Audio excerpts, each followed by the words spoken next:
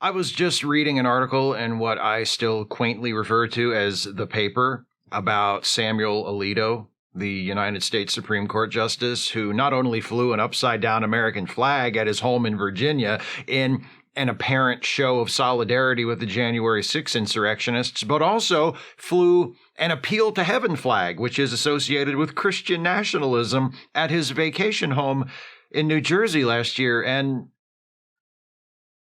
what are we doing? We've got one Supreme Court justice flying insurrectionist and Christian nationalist flags at his houses. We've got another Supreme Court justice, Clarence Thomas, with ties to the far right, who's married to someone who supported the January 6 insurrection. We've got the presumptive Republican nominee for president joking about how he's going to be a dictator, and his surrogates going on TV and saying they'll only accept the election result if their side wins. This is serious democracy in the balance level stuff. And yet, according to the polls, the presidential race between Biden and Trump is pretty much a tie. I ask again, what are we doing? I'm directing that question to President Biden. Rhetorically, of course. I doubt he's actually watching. Recently, I did a video speaking to my fellow progressives, urging them to vote for Biden this November, despite his indefensible enabling of the State of Israel's mass murder campaign in Gaza. This time, I want to address Biden and the other Democratic candidates running this year who need us to vote for them, and, in all honesty, who we need to vote for if we want this whole representative democracy thing to continue for a while longer. We really need you to win this thing. The stakes are pretty high. You say you know this. You keep telling us how high the stakes are, how crucial it is that Trump and the Republicans lose this election and lose it big, and that's great and all. But what we really need, instead of you telling us how high the stakes are, is for you to start acting like you know how high they are. Because here's the thing, Mr. President, I'm voting for you. I'm locked in. I vote by mail here in Maryland, and if they sent general election ballots out this early, I'd vote for you right now and get it over with. I'm voting for you because I have to, because there's no other viable choice. Well, actually, there is another viable choice, and it's Donald Trump. So like I said, there's no other viable choice. But a lot of other people, liberals, progressives, leftists, people who are inclined to support many of your policies and proposals, aren't sure if they're going to vote for you, or have already decided they're definitely not voting for you. A lot of that sentiment is rooted in your support for the genocide the State of Israel is carrying out in Gaza. I know you don't call it a genocide. I'm not here to argue semantics. Refer to the organized and intentional destruction of entire cities, the withholding of humanitarian necessities for a captive population, and the mass displacement and killing of people in that population, using whatever term you're comfortable with. The point is, it's bad, and you support it. You support it politically and rhetorically by justifying the Israeli Defense Forces' military actions and by downplaying the scope and severity of the atrocities they're committing. And you support it materially by supplying the IDF with weapons. You've even recently condemned the International Criminal Court for charging Benjamin Netanyahu and other Israeli government officials with crimes against humanity, and threatened to sanction the court if it attempts to execute warrants in that case. You were fine with the ICC going after Vladimir Putin for his crimes, but you couldn't rush to Netanyahu's defense fast enough. Even the fact that the ICC is also charging leaders of Hamas with crimes against humanity wasn't good enough for you. You used that against the court. You said they were drawing an equivalence between Israel and Hamas. I'm sure if the ICC had announced it was prosecuting Israel but not Hamas, you would have thrown a fit. But when it announces it's prosecuting Israel and Hamas, you criticize and threaten the court for that too. It's like the only move you would have found acceptable would have been just letting Netanyahu get away with it.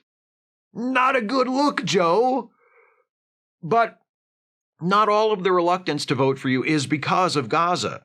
A lot of it goes back farther than that. A lot of it comes from a fear, or maybe just an assumption, that you aren't willing to do what's necessary to stop Trump and his supporters who are already in government from doing what they want to do. Again, you talk a good game, but we don't see action. To be fair, it's not just you. Democrats in Congress have reacted to the Justice Alito is an insurrectionist reports, mostly with disappointed shrugs. And look, I get that there are political realities here that we must contend with. The president is not an all-powerful despot yet. And the Republicans control the House of Representatives, and the Democratic majority in the Senate is as narrow as it can be. Plus, the Supreme Court is 2/3 conservative justices. There are limits to what you can actually do executively and legislatively. And I am frequently frustrated by my passionate but poorly informed fellow progressives who act like the Democrats could just fix all our problems at will if they wanted to and blame them for not doing that. But come on, Joe. Even within the limitations of those political realities, you know you all could be doing more. If you can't act executively or legislatively right now, use the media, use the bully pulpit. Why isn't every elected Democrat on Capitol Hill trying to get in front of every microphone and camera they can find and demanding explanations for the Alito flag thing? Declaring that the American people have a right to know if one of their Supreme Court justices supported an attempt to overturn an election. For God's sake, at least look like you're trying. At least give people some reason to believe you would do something about it if you could. I'm voting Democrat because I have to. Because there are only two viable political parties in this country, and the Democrats are the better option. But I'm not registered as a member of the Democratic Party because I have to be. I am because I want to be. Because I believe in what the party says its values are. Because I believe in the good that it has done and could do in the future. But for there to even be a chance for that good to be done, you all need to get your shit together. Because we're not Trump isn't enough for a lot of people. Seeing you, Mr. President, on TV making a token acknowledgement of there being too many civilian deaths in Gaza isn't enough, especially while you continue to support the government that is murdering those civilians. I know this is a cliche, but you need to give people a reason to vote for your side, not merely against the other side. Voter apathy has been a problem in this country for a long time. But these last few elections, that apathy has started to coagulate into full-on nihilism. It's a little discouraging.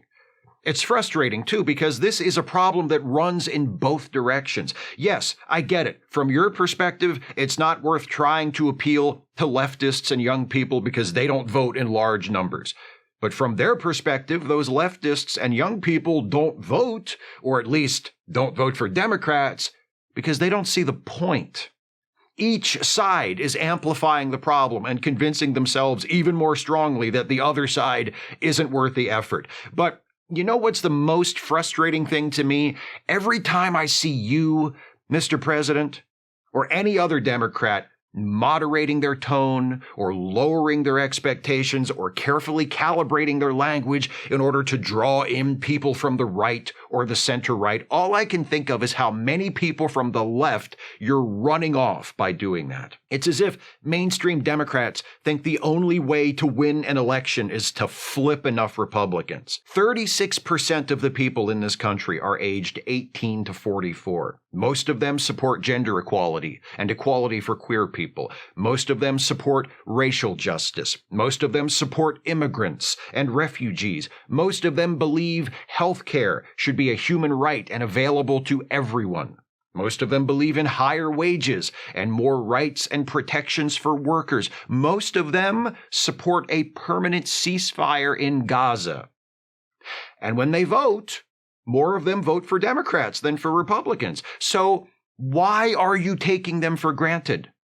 Why are you taking the risk of alienating them by stubbornly continuing to back Benjamin Netanyahu's government committing war crimes, or by chasing after Republicans and trying to get them to vote for you? These are your people. Or they could be. They should be. Like I said, this is a two-way problem, and a lot of the reasons that younger voters or voters who are further to the left politically have for not supporting Democrats, for thinking both parties are the same, for thinking elections don't matter, strike me as silly, as misinformed, as unreasonable. But you're the politician. You're the one asking them to vote for you. Many of them will vote for you.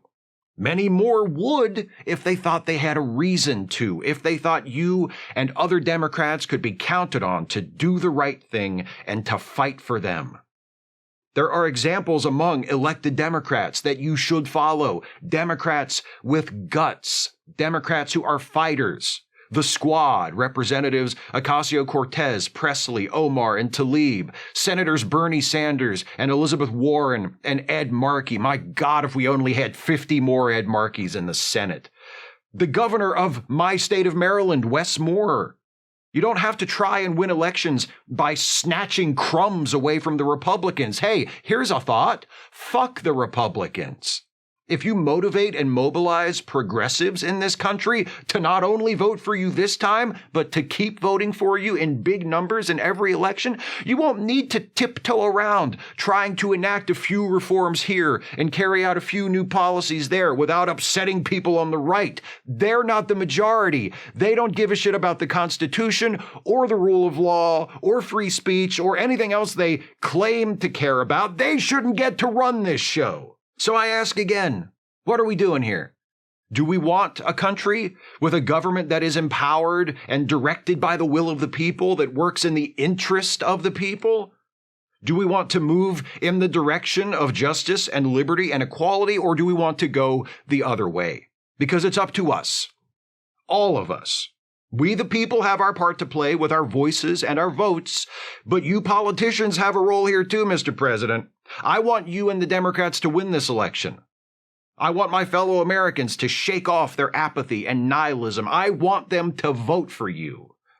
Give them a reason to.